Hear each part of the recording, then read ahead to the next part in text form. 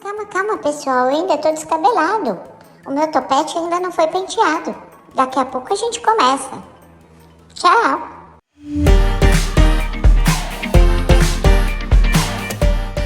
Oi, pessoal! Bom dia, boa tarde, boa noite. Estamos aqui para mais um podcast.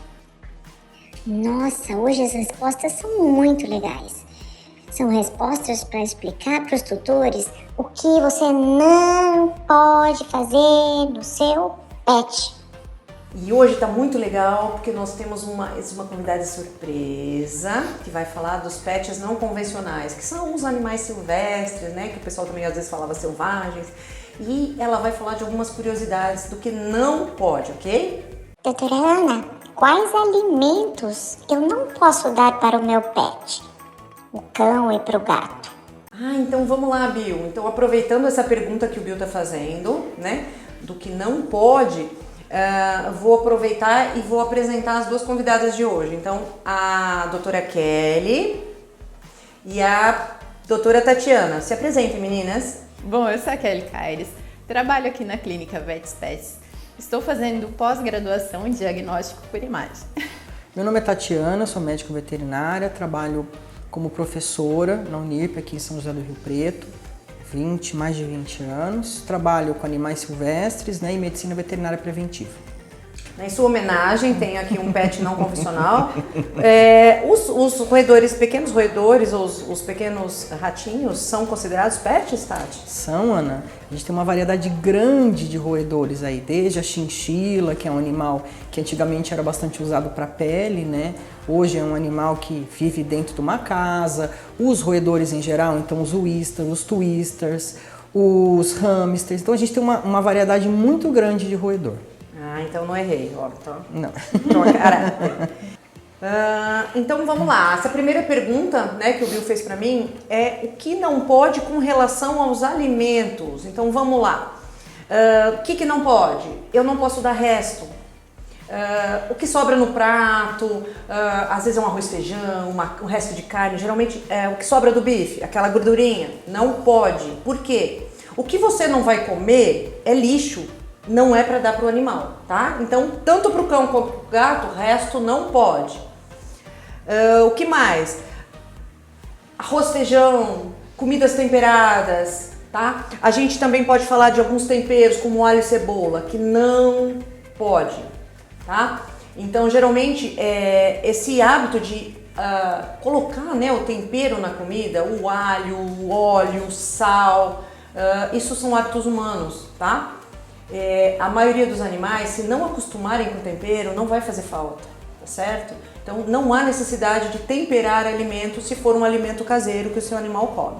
Mas é claro, o que a gente sempre força aqui, o melhor é uma ração de qualidade, né? Aquelas rações que nós classificamos como super premium, ok? Uma outra pergunta, né, que estão fazendo, que o Bill passou para mim, é sobre temperos. Já falei, então junto com alimento, temperos, nem só em tempero individual, então não pode dar alho nem cebola especificamente, nem no alimento, tá? Evitem ao máximo. Uma outra coisa que perguntaram, massa, pode? Existem alguns tutores que perguntam pra gente no consultório, de manhã ele gosta de um pedacinho do pão de queijo que eu como, ou ele vai comigo na padaria e a gente come o pão. Não pode, tá?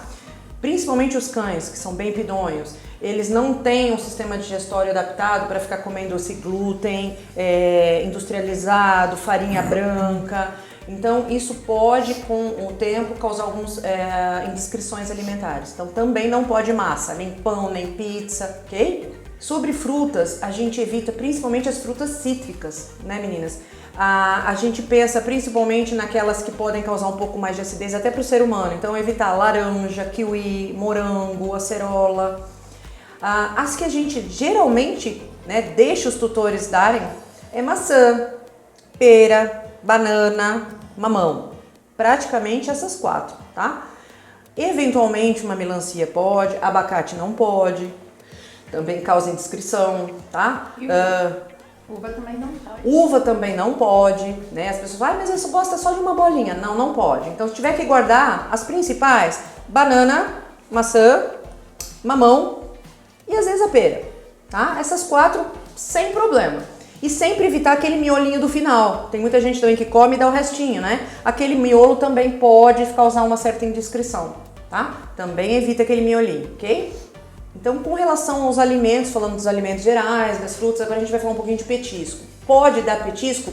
Os seus petiscos humanos? Não, não pode. Guardem isso. Salgadinho não pode, bolachas secas ou recheadas humanas não podem, amendoim, amêndoas, não pode. Existem no mercado hoje em dia petiscos feitos especificamente para pets, tá? Tem para cães, tem para gatos, tem assados, tem tipo snackzinhos, então existe uma grande variedade. Pergunte ao seu veterinário quais ele indicaria para o seu animal, ok? Pela faixa etária, para o tipo de animal, existem alguns animais que têm já uma indiscrição alimentar com alguns tipos de petiscos, né? Então, sempre tirar dúvida com o seu veterinário, ok? Pessoal, se vocês ouvirem alguém roncando, adivinha quem é? Tá numa paz? Pensa numa pessoa, numa pessoinha, numa canina estressada. É uma Mafaldinha, né?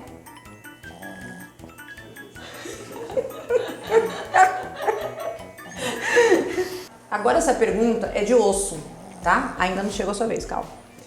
Com relação ao osso, pode dar osso para pet, para cão, para gato, mais o cão, né? Não.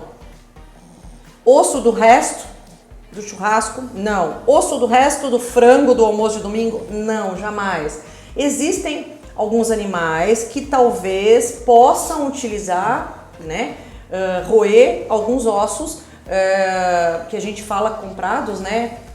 Que tem algum tratamento, alguma coisa assim. Mas hoje, a grande maioria dos ossos causa problema, tá? Às vezes o animal ele é mais bruto, ele quebra o osso, engole um fragmento, fala, ele é um pitbull, não tem problema. Tem. Às vezes ele engole um fragmento. E os pequenininhos, então, nem pensar, porque tudo pra eles é problemático, ok? Então, o osso não pode. Doutora Kelly, quais medicamentos eu não posso dar ao meu cão ou ao gato? Perguntaram. Aí também eles perguntam assim, aqueles anti-inflamatórios e analgésicos que os seres humanos usam, eu posso usar? Respondendo então à pergunta do Bill, anti-inflamatórios e analgésicos só podem ser realizados com prescrição do seu médico veterinário. Então, tem alguns analgésicos que podem ser tóxicos para os animais, então nem todos que o humano toma, o animal pode tomar também. Então tem que ser sempre com recomendação médica. E os anti-inflamatórios, a maioria deles, os humanos, também não são tóxicos para os animais, causam problemas hepáticos, então é sempre obrigatório que o médico prescreva qual o melhor para o seu animalzinho naquele momento. Importante lembrar, né, Kelly? Alguns animais podem, inclusive, fazer uma insuficiência renal aguda com alguns anti-inflamatórios. Nós tivemos um paciente que o tutor fez por conta um anti-inflamatório, né? Não gosto nem de falar aquele nome. E o animal fez úlcera perfurada. Então, nós perdemos o paciente, não deu nem tempo de salvar. Então, isso que é importante lembrar. Ele pode dar uma falência hepática, falência renal, gastrite, né? Então, anti-inflamatório e analgésico não pode. Tá? Apenas se o seu médico veterinário passar de acordo com o peso, né, com a idade. E alguns anti-inflamatórios nem o médico veterinário vai passar, porque são muito tóxicos. Isso é importante lembrar, né? Sim. Ok. E antibióticos? Também pode usar nos bichinhos, no cão e no gato? O Bill acabou de perguntar sobre os antibióticos.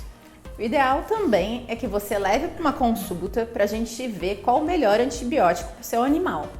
Porque tem alguns antibióticos que são vendidos em casas de ração que não é para aquele tipo de doença que o animal está apresentando. Então não vai ter melhora, e sendo que pode causar resistência ao medicamento. Então o ideal sempre é passar por uma consulta, vai ser avaliado e a gente vai ver qual que é o melhor antibiótico a ser utilizado por esse paciente. Exatamente. Importante lembrar, gente, que para cão e gato, todas as medicações que nós fazemos em consultório são relacionadas com o peso do animal. Então, às vezes o tutor fala, mas eu fiz no outro cachorro, ele está com a mesma sintomatologia. Não Pode, tem que pesar e ver se aquele antibiótico é para aquele tipo de problema. Tem animal que tem infecção urinária, é um antibiótico. Tem animal que tem infecção intestinal, é outro antibiótico. Tem animal que tem a doença do carrapato, que é muito comum aqui na nossa região, né, Kelly? Sim. É outro antibiótico, tá? E a gente vê, às vezes, o tutor usa o antibiótico que ele usou. Então, não pode. A dose errada pode causar resistência, né? Ou pode até matar o animal. Então, não pode. Antibiótico só sob prescrição do médico veterinário. Uma outra coisa que a gente tem visto bastante também aqui, né, que é cidade pequena, o pessoal vai na casa de ração ou pecuária, que o pessoal fala muito, né? E fala como o animal tá e o balconista vende.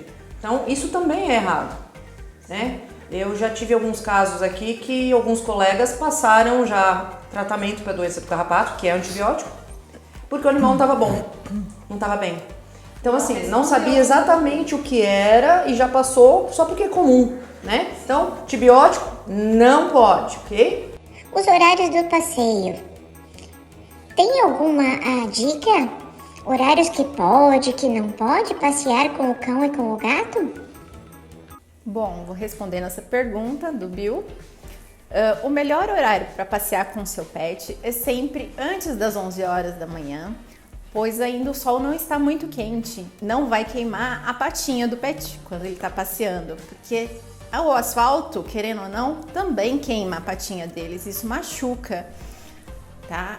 Então, ou no período da manhã até as 11, ou no final da tarde, que o sol já se pôs e o asfalto já começa a ficar mais fresquinho para ele passear com mais tranquilidade.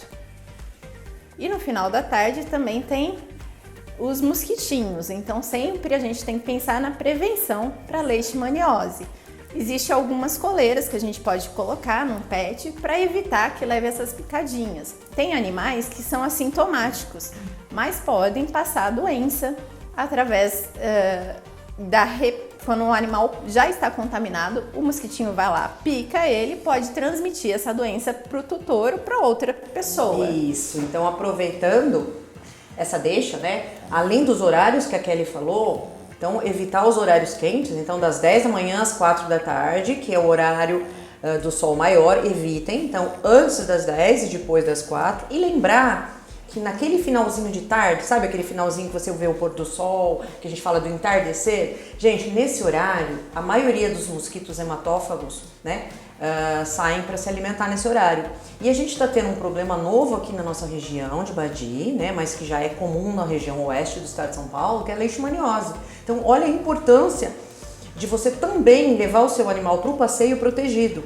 E existem produtos, pipetinhas ou coleiras repelentes, mas também só o médico veterinário pode passar para vocês o que é o melhor para aquele peso e para aquele animal, tá? Por quê? A gente também andou tendo alguns problemas, né, Kelly, né, Tati? Na internet, o pessoal tá comprando pela metade do preço, porque a maioria desses produtos repelentes para pulga, carrapato e para o mosquitinho, as coleiras principalmente, tem as falsificadas. Então compre pela metade do preço, um terço do preço na internet, desconfie, tá? Então cuidado. Sempre comprar em lojas de produtos veterinários que tenham produto de qualidade para responder para vocês, ok? Então nesse horário do fim da tarde, quem sai para passear nesse horário, é importante perguntar para o médico veterinário qual a melhor forma de repelentes que você pode usar no seu petzinho. Se ele é pequenininho, se ele é de colo, se vai usar coleira, se vai usar pipeta de piretroide, tá ok? Isso é muito importante, gente, a leishmaniose está chegando, ok? Nossa, e falando, né, de proteção, queria aproveitar e agradecer ao pessoal da VetNew, que sempre com muito carinho, né, nos ajuda a trazer, né, alguns brindes para os nossos convidados, tá? E lembrar do VetMax, que é um dos vermífugos que a gente mais utiliza na nossa rotina clínica, ok? Muito obrigada, VetNew. Bom, pessoal, são muitas coisas para falar, né? Então, hoje não vai dar tempo. Então, essa primeira parte nós vamos ter que encerrar agora. Na próxima semana vai ter uma segunda parte cheia de conteúdo legal para vocês, tá bom? Tchau, tchau. Tchau, até a próxima semana. Tchau, tchau, gente.